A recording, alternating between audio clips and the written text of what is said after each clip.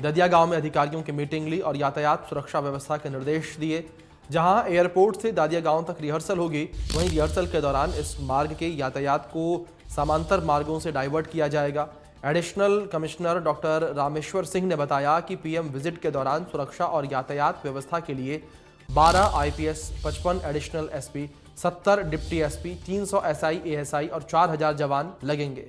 इसके अलावा 11 आरएसी की कंपनी पीएम विजिट के दौरान एयरपोर्ट से दादिया गांव तक सभी बहुमंजिला इमारतों पर कमांडो तैनात किए जाएंगे। विजिट के दौरान एयरपोर्ट से दादिया गांव तक बहुमंजिला इमारतों पर कमांडो तैनात होंगे और शहर में पीएम के विजिट को लेकर जयपुर पुलिस सहित कई सुरक्षा एजेंसियां अलर्ट पर है। संदिग्धों पर नजर रखी जा रही है। एयरपोर्ट और सभा स्थल के आसपास होटल, धर्मशाला सहित अन्य सार्वजनिक स्थानों पर चेकिंग की जा रही है। पीएम की सभा में लाखों की संख्या में भीड़ आने की संभावना के चलते पुलिस ने जयपुर आने वाले सभी मार्गों पर नाके लगाए हैं, जिससे सभा में आने वाले वाहनों को भारी मार्गों से डाइवर्ट करके सीधे सभा स्थल पर भेज सकेंगे।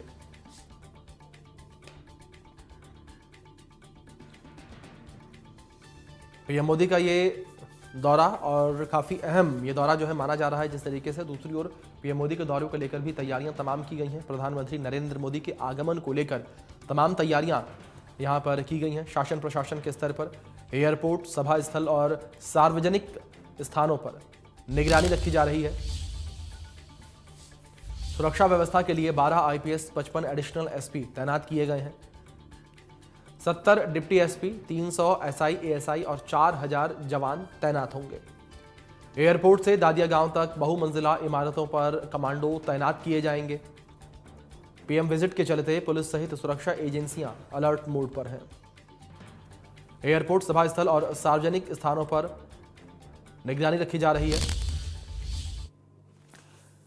अरविंद पालावत वरिष्ठ पत्रकार हमारे साथ जुड़ गए हैं, सीधे उनका रुख कर लेते हैं। अरविंद जी, सीधे आपका रुख करना चाहूंगा। जानकारी यहाँ पर पीएम मोदी के दौरे को लेकर जिस तरीके से प्रधानमंत्री नरेंद्र मोदी आ रहे हैं और अपने साथ पीकेसी और ईआरसीपी की सौगात लेकर आ रहे हैं, किस तरीके से ये सौगात जो है प्रदेशवासियों के लिए खास होगी?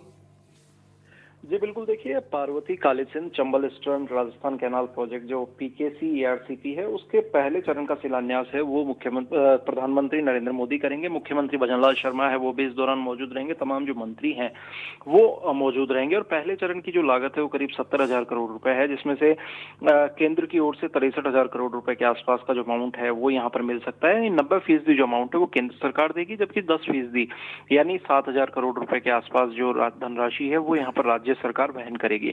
एक बड़ा जो प्रोजेक्ट है वो इसको कहा जा सकता है, क्योंकि एक लंबे समय से ये जो पूरा प्रोजेक्ट था ये पेंडिंग चल रहा था और कई कानूनी पेचीदगियां भी इस पूरे मामले में थी, जिसको भी सुप्रीम कोर्ट से यहाँ पर हटाया गया और सुप्रीम कोर्ट से जो स्टे था वो वैकेंट करवाया गया जब भजनलाल सरकार बनी। और उसके बाद लगातार इस ईआरसीपी को लेकर के जो काम है वो यहाँ पर किया गया और उसका एक बड़ा फल है कि वो यहाँ पर देखने को मिलेगा 17 तारीख यानी कल, जब प्रधानमंत्री नरेंद्र मोदी जयपुर पहुंचेंगे और दादिया गांव में इस पीकेसी ईआरसीपी जो है इस योजना का शिलान्यास है वो यहाँ पर करेंगे। लाखों की तादाद में जो लोग हैं वो यहाँ पर मौजूद रहेंगे। करीब 21 जिले जो हैं वो सीधे तौर पर इससे प्रभावित होंगे और इन 21 जिलों में जो पानी है वो प्रचुर मात्रा में यहाँ पर मिल सकेगा जब ये परियोजना जो है वो पूरी हो जाएगी। और जिस तरह से मुख्यमंत्री भजनलाल शर्मा लगातार कह रहे हैं कि शिलान्यास भी हम करेंगे और इसका लोकार्पण यानी उद्घाटन जो है वो भी हम करेंगे, तो ये बड़ी बात है कि आने वाले 4 साल के अंदर एक बड़ा जो काम है वो इस प्रोजेक्ट के अंदर अब होता हुआ जो नजर आएगा। पहले चरण के अंदर जिन जिलों को में काम होगा वो अपने आप में बहुत बड़े स्तर पर एक लाभान्वित है वो यहाँ पर होंगे। और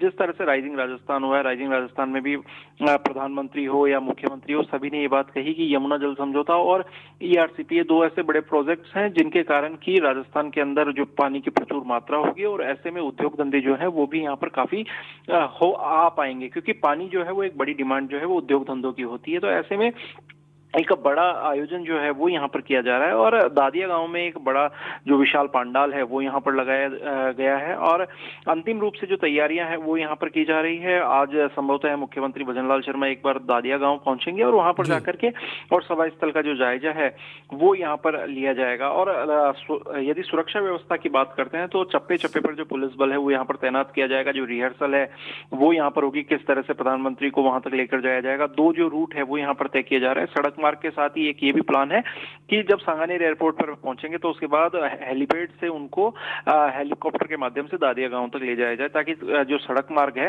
वो वहां पर किसी तरह का बाधित ना हो, लोगों को किसी तरह की परेशानी ना हो, और अब बड़ी संख्या में जो लोग हैं वो वहां पर पहुंचेंगे तो लोगों को आने में किसी तरह की समस्या है वो भी ना हो, क्योंकि अलग अलग जो जिले हैं, जो 52,000 बूथ हैं, 52,000 बूथ से जो कार्यकर्ता हैं उनके आने की जो जानकारी है वो यहाँ पर सामने आ रही है।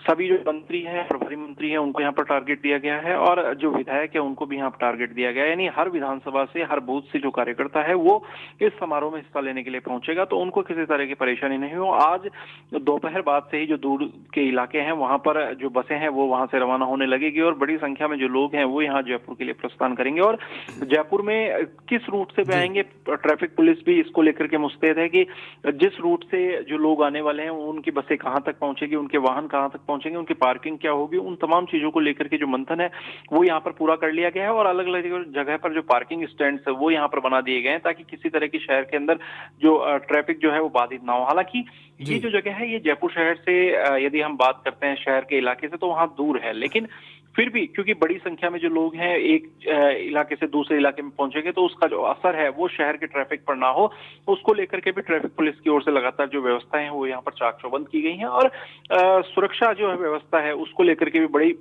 मुस्तैदी है वो यहाँ पर रखी गई है, क्योंकि आपने देखा होगा कि मुख्यमंत्री भजनलाल शर्मा का जब काफिला था कुछ दिन पहले, जब राइजिंग राजस्थान का समापन समारोह था, उस दौरान उनके काफिले में दुर्घटना हुई थी। तो ऐसे में जो वीआईपी सुरक्षा है उसको ध्यान में रखते हुए बड़ी जो मुस्तैदी है वो यहाँ पर रखी जा रही है। और एसओजी से लेकर एसपीजी जो है, एसपीजी से लेकर के और स्थानीय पुलिस स्तर तक तमाम जो पुलिसकर्मी है वो यहाँ पर तैनात रहेंगे। 4,000 से ज्यादा जो जवान है वो यहाँ पर तैनात रहेंगे।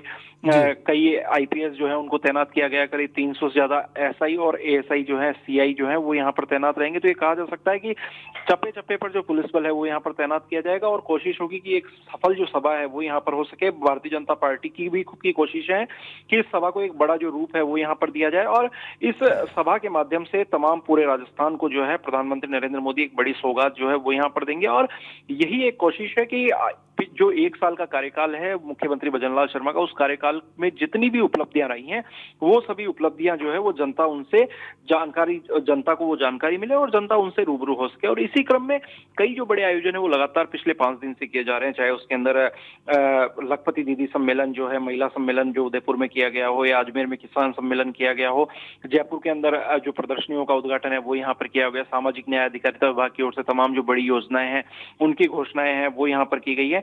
तो ये बड़े आयोजन है वो मुख्यमंत्री भजनलाल शर्मा की ओर से किए जा रहे हैं, और कोशिश है कि जितने भी काम किए हैं वो हर एक बूथ स्तर तक पहुंचे, हर एक आम जनता तक पहुंचे, हर एक व्यक्ति तक पहुंचे कि सरकार ने बीते 1 साल में क्या कुछ काम है वो यहाँ पर किया है। जी अरविंद जी, दूसरी अगर ईआरसीपी परियोजना को लेकर बात की जाए, लंबे समय से ईआरसीपी परियोजना जो है वो राजस्थान में चर्चा का विषय रही है। अगर पिछली सरकार को लेकर बात की जाए, अशोक गहलोत की सरकार प्रदेश में थी, उस वक्त भी ये राजनीति का मुद्दा था। इस मुद्दे को लेकर लगातार राजनीति होती रही है। अब एक बड़ा मुद्दा प्रदेश से खत्म होता हुआ नजर आएगा अरविंद जी। जी बिल्कुल, देखिए मैं शुरुआत से यदि मैं बात करूं तो ये जो ईआरसीपी प्रोजेक्ट था, इसकी जो परिकल्पना थी वो पूर्व मुख्यमंत्री वसुंधरा राजे ने की। उनकी सरकार के दौरान ही ईआरसीपी की जो परिकल्पना है वो यहाँ पर तय की गई थी। उसके बाद में इसमें संघर्ष चला कि इस योजना को राष्ट्रीय परियोजना का जो दर्जा है वो यहाँ पर मिले। तो जिस तरह से केंद्र और राज्य में जो अलग अलग सरकारें थी तो उसका जो नुकसान है वो यहाँ पर राजस्थान की जनता को कुछ उठाना पड़ा। ये देखने को मिला कि जब केंद्र में बीजेपी कांग्रेस की सरकार थी और तो राज्य में बीजेपी की सरकार थी, और जब बीजेपी की सरकार हुई केंद्र में तो उस समय राजस्थान में कांग्रेस की सरकार थी। तो ऐसे में कहीं ना कहीं ये जो योजना है वो यहाँ पर फलीभूत नहीं हो सकी, और उस पर राजनीतिकरण है वो लगातार हुआ। क्योंकि देखिए 2 राज्यों का मसला था इसमें, मध्य प्रदेश और राजस्थान। मध्य प्रदेश और राजस्थान के बीच में एमओयू होने थे, मध्य प्रदेश में अलग सरकार थी, राजस्थान में अलग सरकार थी। और अब जब हालात बदल चुके हैं, जब दिसंबर 2023 में जब सरकार बदली, मध्य प्रदेश के अंदर कांग्रेस की सरकार थी, माफ कीजिएगा, मध्य प्रदेश में बीजेपी की सरकार बनी, उसके बाद में राजस्थान में बीजेपी की सरकार बनी, केंद्र में जो है वो प्रधानमंत्री नरेंद्र मोदी के नेतृत्व में तीसरी बार फिर से जो जीत है वो यहाँ पर मिली।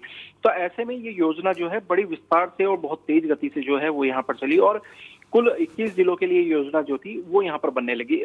इसके बीच में जो सुप्रीम कोर्ट में जो स्टे है वो चल रहा था। तो जब मुख्यमंत्री भजनलाल शर्मा बने और मध्य प्रदेश में मोहन यादव जब मुख्यमंत्री बने, तो दोनों के बीच में कई दौर की जो बैठकें हैं वो यहाँ पर हुई और उसके बाद में एक एमओयू किया गया और उस एमओयू के आधार पर जो स्टे जो था जी, सुप्रीम कोर्ट से जी। वो वैकेंट कराया गया और उसके बाद में लगातार जो कार्यप्रणाली है इस पूरी योजना की वो बिल्कुल, यहाँ पर आगे बढ़ी और ऐसे बिल्कुल। में काली सिंध, पार्वती मेज और चाकन के जो उप बेसिन में जो व्यर्थ बहने वाला जो पानी है वो मानसून के दौरान में उसका किस तरह से बिल्कुल, उपयोग बिल्कुल किया अरविंद जी, जाए लंबे उसको समय लेकर से के इस परियोजना की मांग थी, दरकार भी थी और जो अब जो है सपना राजस्थान के आवाम ने, जनता ने देखा था, वो सपना कहीं ना कहीं अब साकार होता नजर आएगा, जिस तरीके से पीएम मोदी कल आएंगे और इसका शिलान्यास होगा। बहुत शुक्रिया अरविंद जी आपका जुड़ने के लिए।